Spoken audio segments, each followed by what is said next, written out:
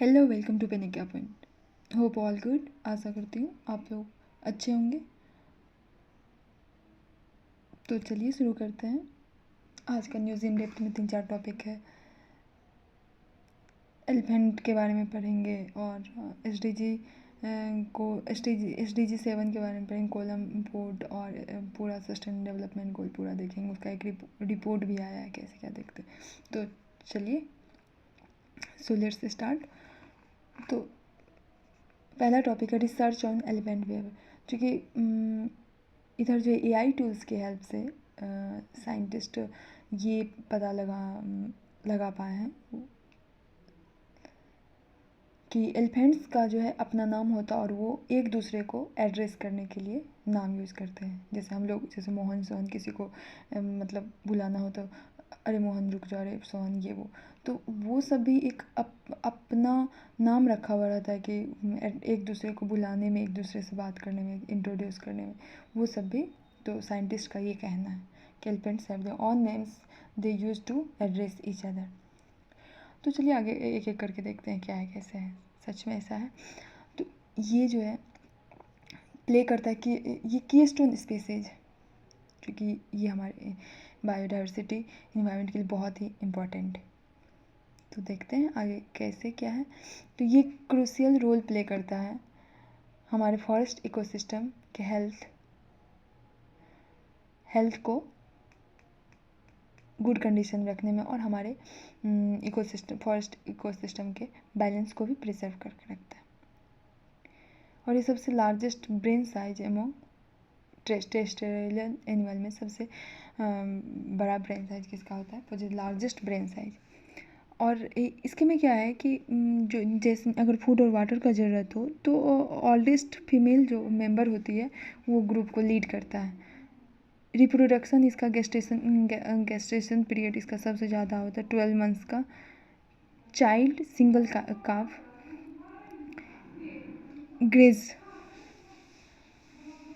Grazers, चूँकि होता है कि एलिफेंट जो है वाइटल रोल करता है एज ए ग्रेजर्स और ब्रोजर्स ग्रुप में, और ये सब्सटेंशियल अमाउंट वेजिटेशन ये कंज्यूम करता है एलिफेंट।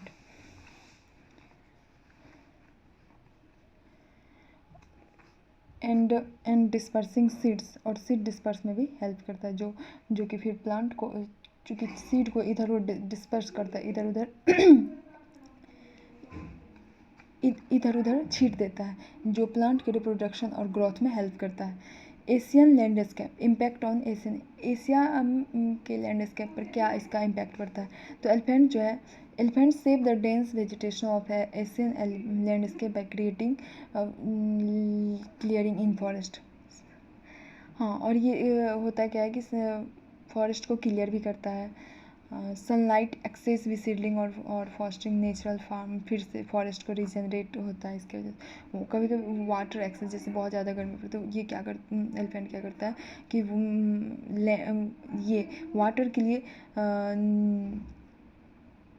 लैंड को डिग करके वाटर अवेलेबल, और ये फिर दूसरे एनिमल के लिए भी इम्पोर्टेंट होता है। तो आगे देखेंगे प्रोजेक्ट एलिफेंट कब आया। तो 1992 में लॉन्च हुआ था। किसके द्वारा, तो सपोर्ट हुआ था सेंट्रल गवर्नमेंट के द्वारा। फोकस था कि हम एलिफेंट के पॉपुलेशन को मैनेज करना है और सेफगार्ड करना है, और जहाँ वाइल्ड एलिफेंट्स फ्रीली रोम कर सके। इसके ऑब्जेक्टिव को हम देखेंगे क्या उद्देश्य है। तो कंजर्वेशन प्लानिंग में हेल्प करता है, इलीगल ट्रेड से कॉम्बेट करना है, डेथ को रोकना है। प्रोजेक्ट एलिफेंट लाने का उद्देश्य क्या था, तो कंजर्वेशन ऑफ प्लानिंग में इलीगल ट्रेड जो होता है उसके दांत को लेके, उसको सूट के लेके डेथ को प्रिवेंट करना है, हैबिटेट को रिस्टोर करना है और ह्यूमन एक्टिविटीज़ को मैनेज करना है। Tracking SDG 7 the energy progress report 2024। Tracking SDG 7 the तो क्या देखें हम, ये एलिफेंट में अगर वन लाइनर देखा जाए तो हाँ, वर्ल्ड एलिफेंट डे मनाया जाता है 12 अगस्त को, हर ये एनुअल है, हर साल मनाया जाता है। प्रोजेक्ट एलिफेंट कब आया था 1992 में, इसमें इम्पोर्टेंट है वो सब देखिए। अगला देखेंगे tracking SDG 7 the energy progress report 2024। अब देखते हैं SDG 7 के एक एनर्जी प्रोग्रेस रिपोर्ट 2024 का आया है, जिसमें SDG 7 को ट्रैक किया है। तो ये हाल ही में रिलीज़ हुआ है। ये रिपोर्ट किसके द्वारा प्रिपेयर हुआ था? IA के द्वारा, इरेना के द्वारा, UNSD के द्वारा, वर्ल्ड बैंक के द्वारा और WHO के द्वारा, ये सब के कोलैबोरेशन के साथ रिपोर्ट है। इसका हाईलाइट यही है कि वेरियस वर्ल्ड इज, चूँकि इसका रिपोर्ट में कहा गया है कि इंडिया वर्ल्ड ट्रैक पर नहीं है कि वो 2030 तक SDG 7 को मीट कर सके। तो SDG 7 क्या कहता है? तो SDG 7 कहता है अफोर्डेबल और क्लीन एनर्जी। तो वही रिपोर्ट में हुआ है कि वर्ल्ड ये संभव ही नहीं है कि वो SDG 7 को मीट कर सके।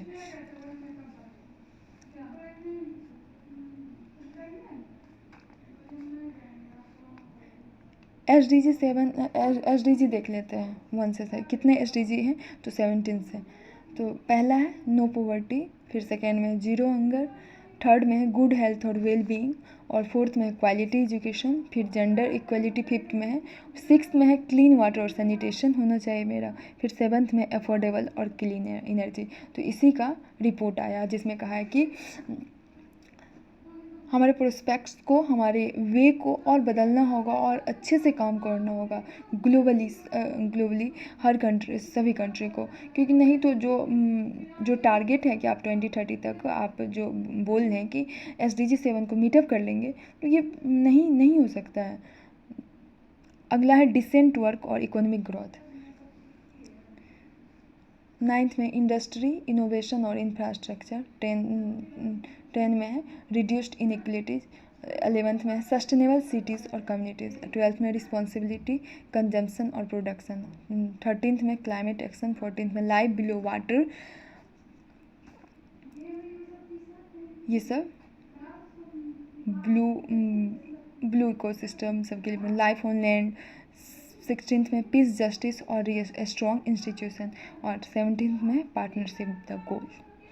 ये सब को हमें 2030 तक फुलफिल करने का टारगेट है। देखते हैं SDG के बारे में पढ़ते हैं। SDG को ग्लोबल गोल्स भी कहा जाता है, और ये UN के द्वारा, यूनाइटेड नेशंस को अडॉप्ट हुआ था 2015, और ये 17 गोल्स होता है इसमें, और 169 टारगेट इसमें दिया गया था, सब बांटा हुआ था। पर्पस क्या है इसका? कि ग्लोबल चैलेंज को एड्रेस करना और फुलफिल करना, जिस पॉवर्टी हो, क्लाइमेट चेंज और हेल्थ हो, इस सब पर काम करके इस सब इशू को, इस प्रॉब्लम को जड़ से मिटाए और आगे बढ़े।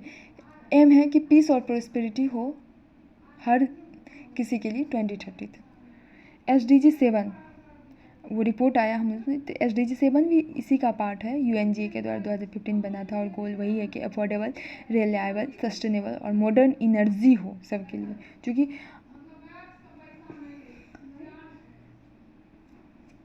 हमारा ट्रांजिशन हो, हम रिन्यूएबल एनर्जी की तरफ हम कदम रखें। टारगेट क्या है? यूनिवर्सल एक्सेस हो, एनर्जी इफिशिएंसी हो और रिन्यूएबल एनर्जी हो। फोकस एरिया अगर SDG 7 का हम देखें तो अफोर्डेबल और रिलायबल,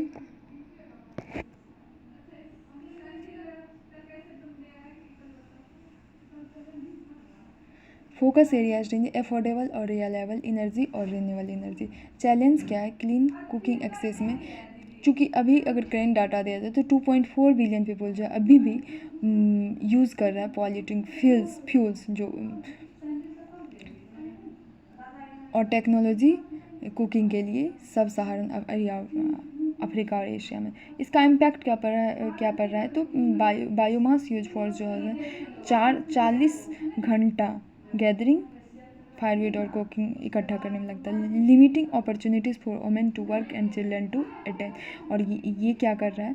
क्योंकि उसमें उसका उतना वक्त दे रहा है जिससे वोमेंस को अपॉर्चुनिटी कम मिल रहा है। सीधा कहने का मतलब है कि अगर जब तक हम ये SDG 7 के को 100% नहीं अगर हम करते हैं, तो जैसे अगर फायरवुड और कुकिंग खाना बनाने के लिए लकड़ी इकट्ठा करने में अगर देखा जाए तो एक सप्ताह का 40 घंटा जाता है।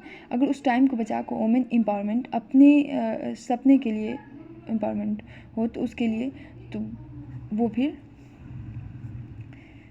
Help. Growth in renewable electricity consumption जो है बढ़ा है 6% जैसे कि इसमें, और अब भी ग्लोबल अगर इलेक्ट्रिसिटी कंजम्पशन कितना है 28.2%।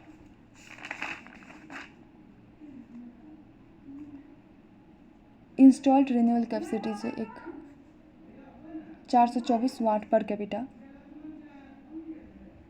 इनर्जी एफिशिएंसी और इंटरनेशनल कोऑपरेशन। एसडीजी रिपोर्ट 2024 हम देखेंगे यूएनएसडीएन के द्वारा रिलीज हुआ। किसके द्वारा? यह तो यूनाइटेड नेशंस सॉल्यूशन नेटवर्क। और यही वर्ल्ड हैप्पीनेस रिपोर्ट जो है कब मनाया जाता है? वर्ल्ड हैप्पीनेस डे 20 मार्च को। यही इसी के द्वारा ये भी रिलीज होता है। किसके अंडर काम करता है? सेक्रेटरी जनरल के अंडर काम करता है। प्रमोट करता है एसडीजी और पेरिस एग्रीमेंट को अचीव करने में एजुकेशन के थ्रू, रिसर्च के थ्रू, पॉलिसी एनालिसिस के थ्रू और ग्लोबल कोऑपरेशन के थ्रू। पब्लिकेशन पब्लिश हर कब से होता है? कब शुरू हुआ था इसका? 2016 में, और हर साल होता है। और ये 193 यूएन मेंबर स्टेट के प्रोग्रेस को रिव्यू करता है। अगर हम ग्लोबल प्रोग्रेस देखें एसडीजी का क्या हुआ कैसे, तो सिर्फ अभी तक एसडीजी जो है 16% टारगेट को वो फुलफिल कर पाया है, टारगेट मीटअप हुआ है ग्लोबली।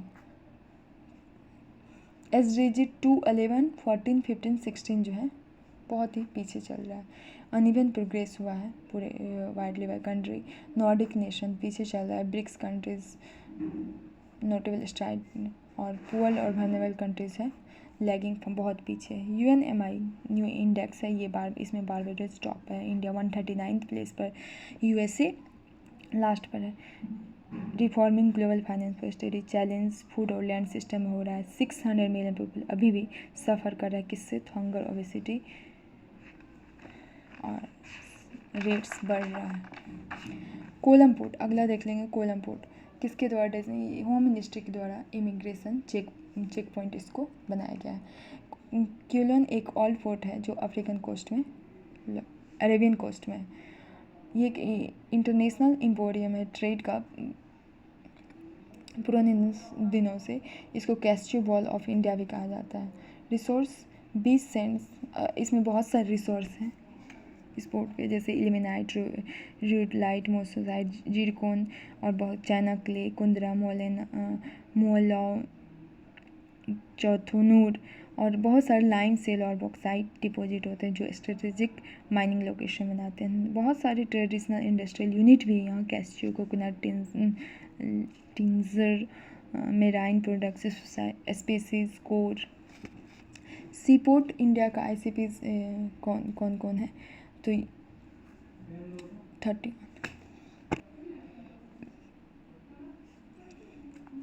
आईसीपी इंडिया का 31 ऑथराइज्ड पोर्ट है। 10 डायरेक्ट कंट्रोल में और एमएचए के अंदर, और बाकी स्टेट पुलिस एजेंसी के। हम वही कोलम पोर्ट कहाँ है क्या है देख लिए।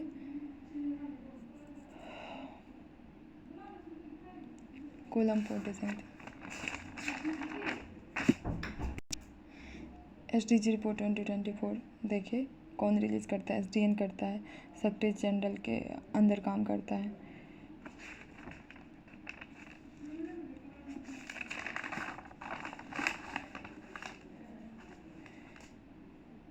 अरेबियन कोस्ट पे है, और क्योंकि इसको इमिग्रेशन चेक पॉइंट बनाया होम मिनिस्ट्री के द्वारा, ये इम्पोर्टेंट हो गया। और फिर हम क्या देखें?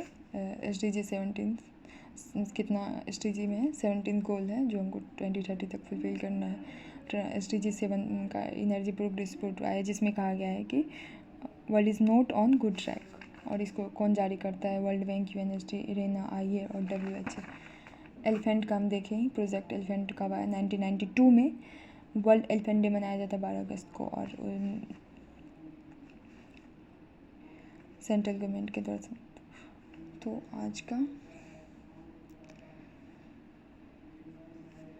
आज का यही था। So thank you.